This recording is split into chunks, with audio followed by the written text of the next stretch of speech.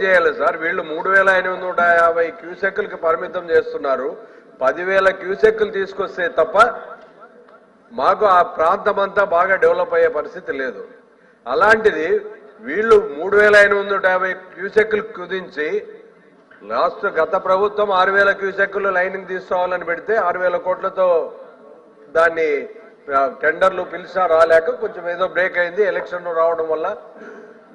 నా రిక్వెస్ట్ అధ్యక్ష, వీళ్ళు ఎట్టి పరిస్థితుల్లో 10,000 క్యూసెక్కులు తీసుకురావడానికి కెనాల్ వైడనింగ్ చేస్తే తప్ప ఉపయోగపడే పరిస్థితి లేదు. వీళ్ళు దాన్ని కేవలం లైనింగ్ అనే దాన్ని కొంతమందికి జీవనోపాధి తప్ప వేరే ఏం కాదన్నది స్పష్టం. ఇప్పుడు వీళ్ళు కెనాల్ నుంచి తీసుకుపోతే మేము ముందుకు ఇంకా ఎక్కువ ఇవ్వచ్చు కదా అంటారు. ముఖ్యమంత్రి చంద్రబాబు నాయుడు గారు కావచ్చు, మేమైనా కేశవైనా ఫైనాన్స్ మినిస్టర్ కేశవ్ గారు అంతా రాయలసీమ ప్రాంతం వాసులే అధ్యక్ష. రాయలసీమ ఇప్పటికే చాలా వెనుకబడిన ప్రాంతం, అన్ని రకాలుగా ఇబ్బంది పడుతున్న ప్రాంతం. ఇలాంటి ప్రాంతాల్లో ఒక్కొక్క ఏరియాల్లో గ్రౌండ్ ఒక్కొక్క రకంగా ఉంటుంది అధ్యక్ష. కాబట్టి ఎట్టి పరిస్థితుల్లోనూ లైనింగ్ అనేది పరిష్కారం కాదు. మేము వేరే కెనాల్స్ వేసాం కదా లైనింగ్ అంటారు. ఇప్పుడు ఇంటి పైన మనం కాంక్రీట్ వేసుకున్నామంటే కాంక్రీట్ వేసుకుంటే వర్షం పడితే నీళ్లు వస్తాయి అధ్యక్ష.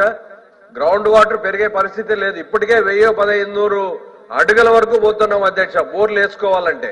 అలాంటి పరిస్థితుల్లో కేవలం ముందుకు తీసుకోవడానికి ప్రయత్నం చేసే ప్రయత్నం ఇది మంచిది కాదు.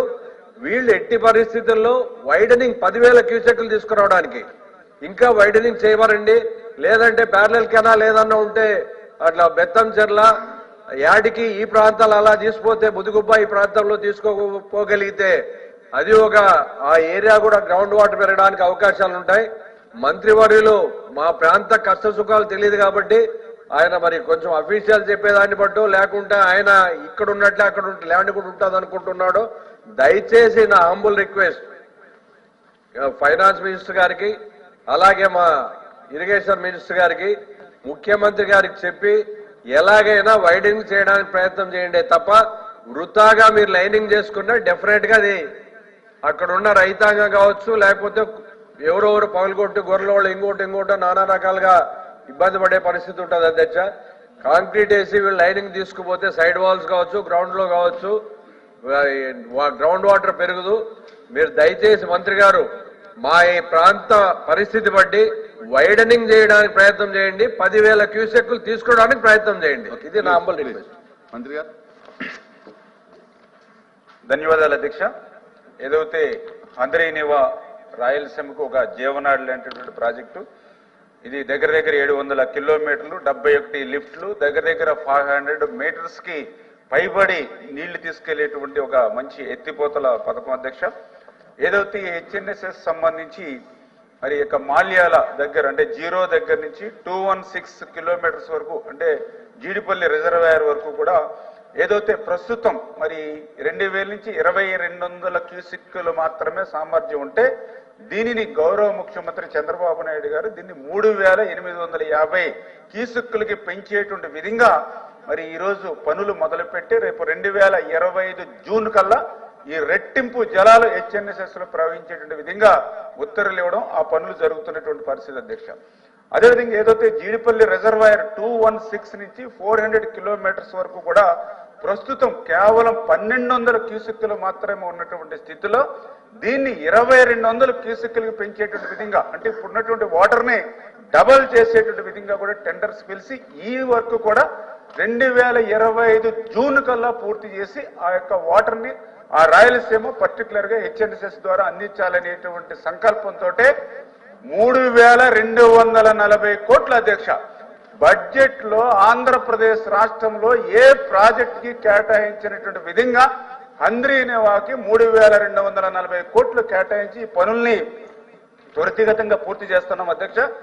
ఏదైతే ఇప్పుడు గౌరవ సభ్యులు ఏదైతే చెప్పారో భూగర్భ జలాల గురించి చెప్పడం జరిగిందో మరి చాలా క్లియర్ గా అంటే ఏదైతే ఇప్పుడు చాలా క్లియర్ గా 0 కిలోమీటర్ దగ్గర నుంచి ఏదైతే మనం 216 దాకా ఏదైతే ఇప్పుడు జలాలు ఏవైతే ఉన్నాయో ఇవి ప్రస్తుతం 2200 ఉన్నాయి. దీన్ని 3850కి ఇప్పుడు మనం పెంచబోతూ ఉన్నాం. అంటే ఏదైతే 1650 క్యూసిక్లు అదనంగా ఇప్పుడు పెరగబోతోంది ఈ సంవత్సరంలో. దీన్ని తర్వాత మళ్ళీ 6300కి పెంచడం ద్వారా 4000 క్యూసిక్లు పెరగబోతూ ఉన్నాయి. ఏదైతే 216 కిలోమీటర్స్ వరకు. అదేవిధంగా 216 నుంచి 400 వరకు చూస్తే ఇప్పుడు 1200 ఉంటే ఈ సంవత్సరం 2200 పెంచబోతున్నాం. భవిష్యత్తులో ఇంకా ఇది పెరుగుతున్నటువంటి పరిస్థితి మాల్యాల్లో పెంచినప్పుడు. అంటే ఈ పెరిగినటువంటి జలాలు ఏవైతే ఉన్నాయో ఇవన్నీ కూడా రాయలసీమకు ఉపయోగపడేటువంటి విధంగానే. ఎందుకంటే ఇప్పుడు కొంతమంది ఇది ఎక్కడో కుప్పం నియోజకవర్గానికి తీసుకెళ్ళడానికి ఏదైతే లైనింగ్ చేస్తున్నారని వీళ్ళు ఒక అపోహలు అబద్ధాలు అసత్యాలు మాట్లాడేటువంటి పరిస్థితి. చాలా క్లియర్గా కుప్పం నియోజకవర్గానికి వెళ్ళేది దీంట్లో 160 క్యూసెక్కుల నీరు అధ్యక్ష. అంటే ఏదైతే ఈ సంవత్సరం మనం 3850 క్యూసెక్కులకి ఏదైతే పెంచుతున్నామో అందులో వెళ్ళేది 160 తీసేస్తే ఇంకా దగ్గర మరి 3700 క్యూసెక్కులు అక్కడే ఏదైతే కర్నూలు, అనంతపురం, చిత్తూరుకు ఉండేటువంటి పరిస్థితి అని చాలా క్లియర్గా నెంబర్ 1 క్లియర్ చేస్తున్నాను అధ్యక్ష.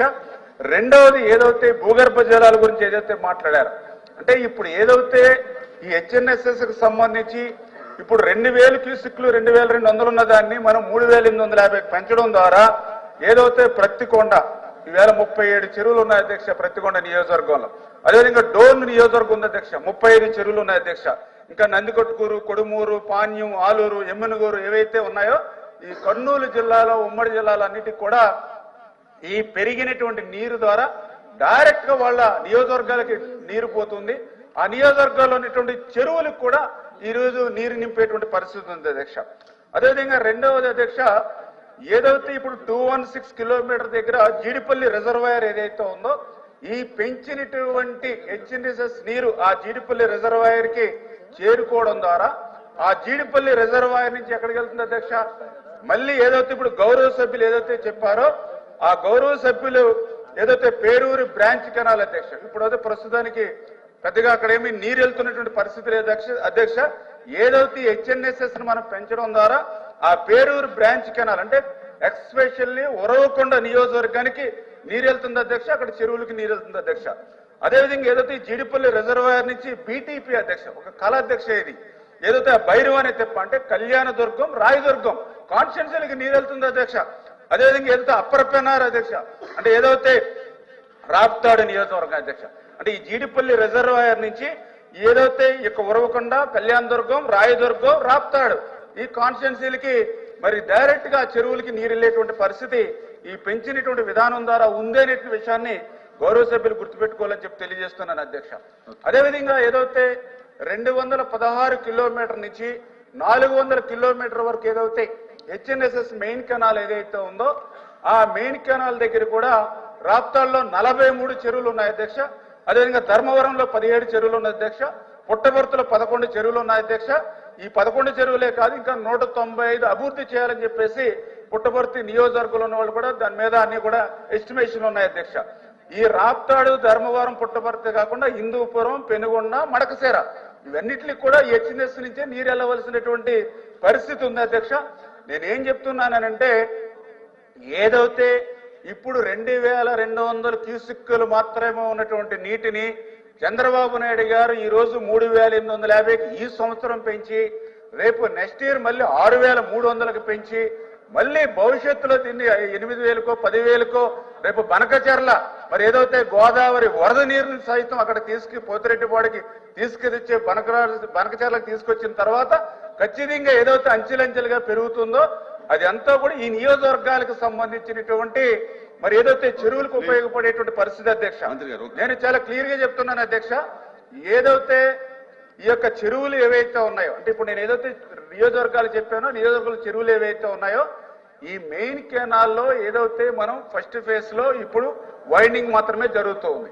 ఎక్కడైతే వైండింగ్ ఫస్ట్ ఫేజ్ లో అంటే ఏదైతే లైనింగ్ జరుగుతూ ఉందో ఏదైతే సెకండ్ ఫేజ్ లో అక్కడ ఏదైతే ఇప్పుడు నేను ఏదైతే చెరువులు చెప్పామో అక్కడ చాలా క్లియర్ గా ప్రతి చెరువుకి కూడా ఓటీలు అంటే ఏదైతే ఆఫ్ టెక్లు అనేది మనం అరేంజ్ చేస్తా ఉన్నాం. అంటే ఆ ఆఫ్ టెక్ల ద్వారా ఏదైతే ఆ యొక్క మెయిన్ కెనాల్ నుంచి వాగులోకి నీరు వెళ్తుంది. అంటే ఇది ఇంపార్టెంట్ క్వశ్చన్ అధ్యక్ష. అంటే ఇది చాలా ఇంపార్టెంట్ రాయలసీమకి చాలా ఇంపార్టెంట్ క్వశ్చన్ అధ్యక్ష. ఏదైతే ఇది అంటే ఇప్పుడు వాళ్ళు ఏదైతే అపోహ ఏదైతే చెప్పారో దాన్ని మనం కూడా క్లారిఫై అడిగింది క్లియర్ గా మీరు అదే చెప్తున్నారు సార్. అంటే భూగర్భ జలాలకి ఇబ్బంది వస్తుందని అడుగుతూ ఉన్నారు. అదే నేను చెప్పేది. ఏదైతే మేము ఓటీలు పెడతా ఉన్నా, ఓటీలు పెట్టడం ద్వారా ఏమవుతుంది, మెయిన్ కెనాల్ నుంచి వాగులోకి నీరు వెళ్తుంది.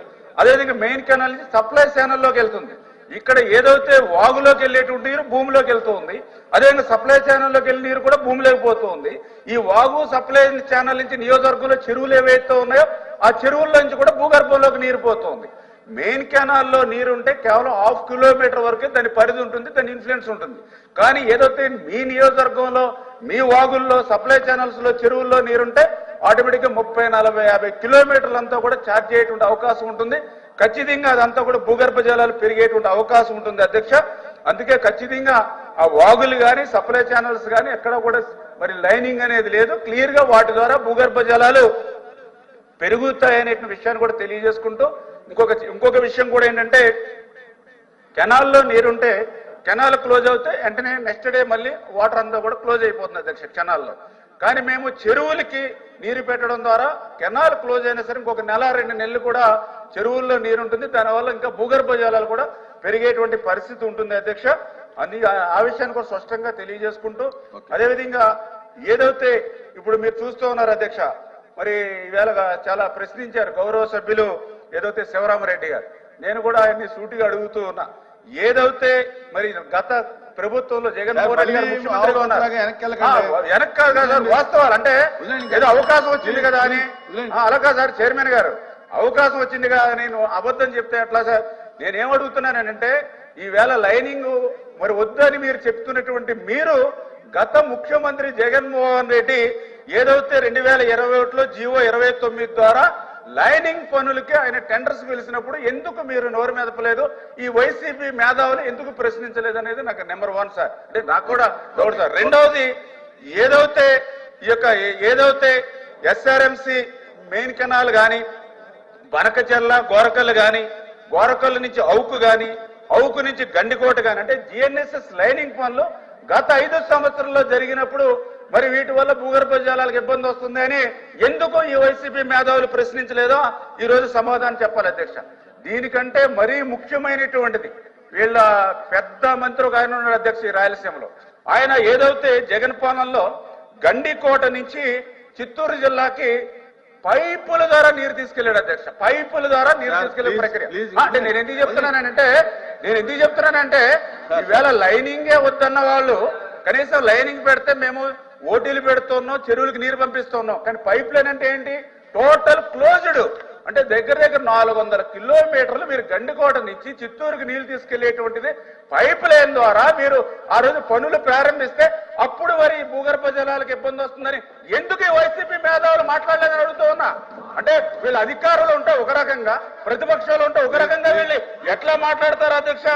అందుకే నేను చాలా క్లియర్ గా చెప్తున్నాను అధ్యక్ష, ఈ రోజు కాదు అధ్యక్ష, ఈ రోజు కాదు, ఏదైతే హెచ్ఎన్ఎస్ఎస్ కానీ జిఎన్ఎస్ఎస్ కానీ తెలుగు గంగకు కానీ అధ్యక్ష, తెలుగు గంగకు కానీ జిఎన్ఎస్ఎస్ కానీ హెచ్ఎన్ఎస్ఎస్ కానీ ఆద్యుడు శ్రీరామకృష్ణ ఇలాంటి ప్రముఖ ఇంజనీర్ అధ్యక్ష, ఆయన ప్రాజెక్టులు రిపోర్ట్ లోనే లైన్ ఎస్టిమేషన్ ఉంది అధ్యక్ష.